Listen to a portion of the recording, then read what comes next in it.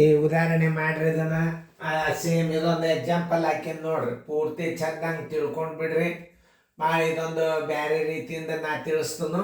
ಇದೊಂದು ವಿಶೇಷವಾದಂಥ ರೀತಿ ಅಂಕಗಣಿತದಾಗ ತಿಳಿಸ್ತದ. ಹಾಂ, ಎಲ್ಲರೂ ಲಕ್ಷ ಕೊಟ್ಟು ನೋಡ್ರಿ ಬೋರ್ಡ್ ಕಡೆ. ಅನುಪಾತಗಳ ವಿಸ್ತೀರ್ಣ ನೋಡ್ರಿ, ಇದು ಡೈರೆಕ್ಟಾಗಿ ಅಂಕಗಣಿತದಾಗ ಅನುಪಾತದ ವಿಸ್ತೀರ್ಣ ಬರೋಬರಿ ಅನುಪಾತಗಳ ವಿಸ್ತೀರ್ಣ ತಕ್ಕೋಬೇಕು ಮೊದಲ. ಅನುಪಾತಗಳ ವಿಸ್ತೀರ್ಣ ಬರೋಬರಿ 4 × 3 ಬರೋಬರಿ 12 ಚದರ ಮೀಟರ್. 12 ಚದರ ಮೀಟರ್ ಆಯ್ತು. ಈಗ ಹೆಂಗೆ ತಕೋಬೇಕಂದ್ರೆ ಭಾಗಲಬ್ಧ ತಕೋಬೇಕು. ಭಾಗಲಬ್ಧ ಅಂದ್ರೆ ಏನು ಅನ್ನೋದು ತೋರಿಸ್ತಂದ. ಭಾಗಲಬ್ಧ ಬರೋಬರಿ ನೋಡ್ರಿ, ಒಟ್ಟು ವಿಸ್ತೀರ್ಣ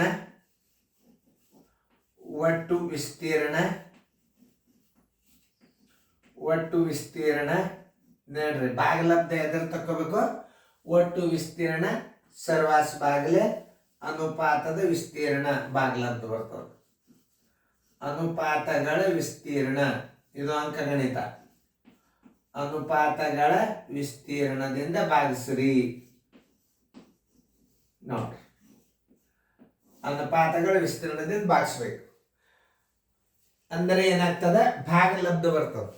ಅಂದರೆ ಎಕ್ದಮ್ ಸರಳ ಮೆಥಡ್ ಇದು. ಭಾಗಲಬ್ಧ ಅಂಕಗಣಿತ ಅಂತಾರೆ. ಅಂಕಗಣಿತದಾಗ ಏನ್ ಮಾಡ್ಬೇಕು? ಒಟ್ಟು ವಿಸ್ತೀರ್ಣ ಬರೋಬ್ಬರಿ ಭಾಗಲಬ್ಧ. ವಿಸ್ತೀರ್ಣದ ಭಾಗಲಬ್ಧ ಅಂತಾರೆ. ಎದರದು? ಒಟ್ಟು ವಿಸ್ತೀರ್ಣದ ಭಾಗಲಬ್ಧ. ಒಟ್ಟು ವಿಸ್ತೀರ್ಣದ ಭಾಗಲಬ್ಧ ಬರಬೇಕಾದ್ರೆ ನಾವು ಏನ್ ಮಾಡ್ಬೇಕು? 108 00 ಸರ್ವಾಸ್ ಬಾಗ್ಲೆ 108 00 ಸರ್ವಾಸ್ ಬಾಗ್ಲೆ 12 ಬರೋಬರಿ 12 ಒಂದಲೆ 12 9 108 ಬರೋಬರಿ 900 ಬಂತು. ಆಮೇಲೆ ಮುಂದಿನ ಸ್ಟೆಪ್ದಾಗ ಏನ್ ಮಾಡಬೇಕು? ಭಾಗಲಬ್ಧದ ವರ್ಗಮೂಲ. ಭಾಗಲಬ್ಧದ ವರ್ಗಮೂಲ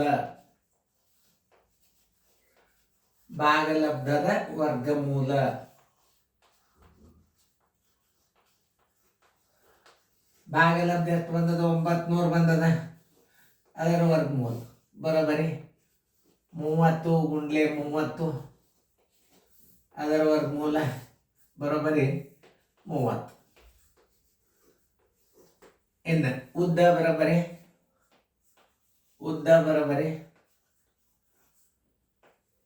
ಬರೋಬರಿ ಅನುಪಾತ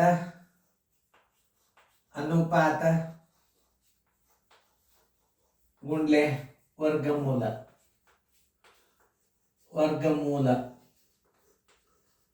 ಅನುಪಾತ ಗುಂಡ್ಲೆ ವರ್ಗಮೂಲ ಮಾಡಿದರೆ ಏನ್ ಬರ್ತದ?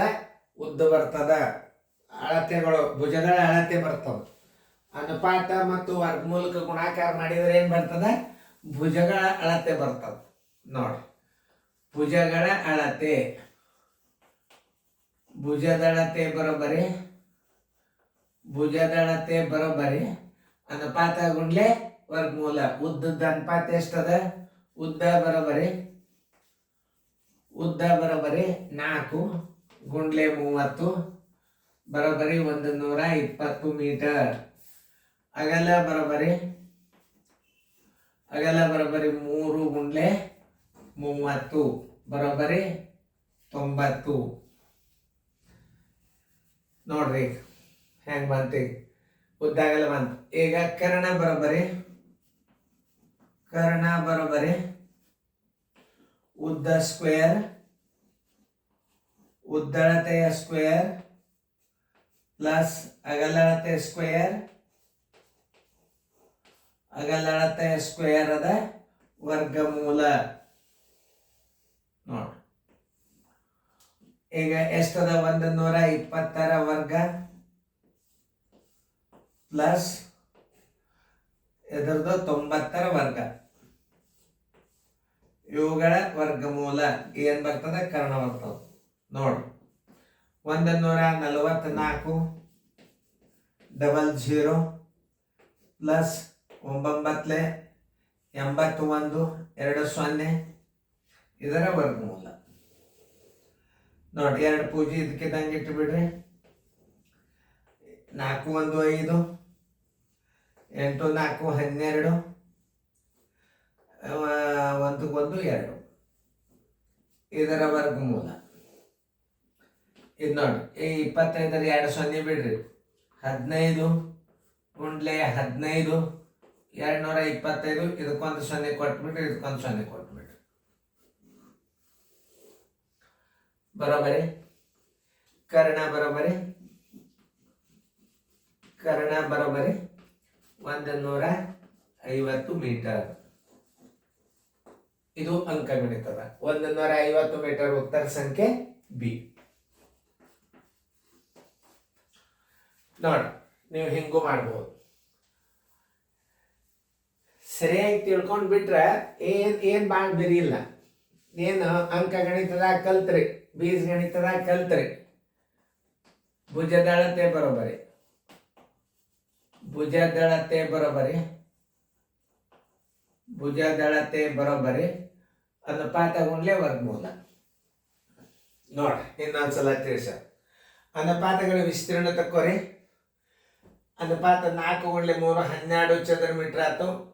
ಭಾಗಲಬ್ಧ ತಕ್ಕೋಬೇಕು. ಅದರದ್ದು ಒಟ್ಟು ವಿಸ್ತೀರ್ಣದ ಭಾಗಲಬ್ಧ.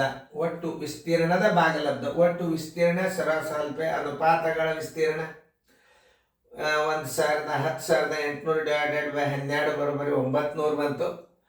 ಭಾಗಲಬ್ಧದ ವರ್ಗಮೂಲ ತಗೋಬೇಕು. 900ರ ವರ್ಗಮೂಲ ಎಷ್ಟಾಯ್ತು? 30 ಗುಂಡ್ಲೆ 30. ಇವೆಲ್ಲ ನೋಡ್ರಿ, ಅವಾಗೆಲ್ಲ ನಿಮ್ಗೆ ಹಿಂಗೆಲ್ಲ ಗಣಿತ ಬೀಳ್ತಿದ್ದು, ಈಗಾದ್ರೂ ಬೀಳ್ತಾವ. ವರ್ಗಮೂಲ ಬಂತು. ವರ್ಗಮೂಲ ಬಂದಿದ್ದು ಭುಜದಳತೆ ಬರೋಬರಿ ಅನುಪಾತ ಗುಂಡ್ಲೆ ವರ್ಗಮೂಲ. ಅನುಪಾತ 4 ಅದ. ಉದ್ದದ 4 ಆಯ್ತು, ಅಗಲದ್ದು 3 ಆಯ್ತು. 30 ಗುಂಡ್ಲೆ 40 120 ಮೀಟರ್ ಆಯ್ತು. ಇದು 90 ಮೀಟರ್ ಆಯ್ತು. ಇನ್ನು ನೋಡಿ, ಉದ್ದ ಸ್ಕ್ವೇರ್ ಪ್ಲಸ್ ಅಗಲ ಸ್ಕ್ವೇರ್ 120 ವರ್ಗ ಪ್ಲಸ್ 90 ವರ್ಗ 144 00 ಪ್ಲಸ್ 8100 225 2 0 ಬಿಡ್ರಿ. 225 ವರ್ಗ 15 ಗುಂಡ್ಲೆ 15. ಇದಕ್ಕೊಂದು 0 ಕೊಡ್ರಿ, ಇದಕ್ಕೊಂದು 0 ಕೊಟ್ಟು 1 ತಕೊಂಡ್ರಿ ಅಂದ್ರೆ ಅದು ಕರ್ಣದಳತೆ ಆಗ್ತದೆ.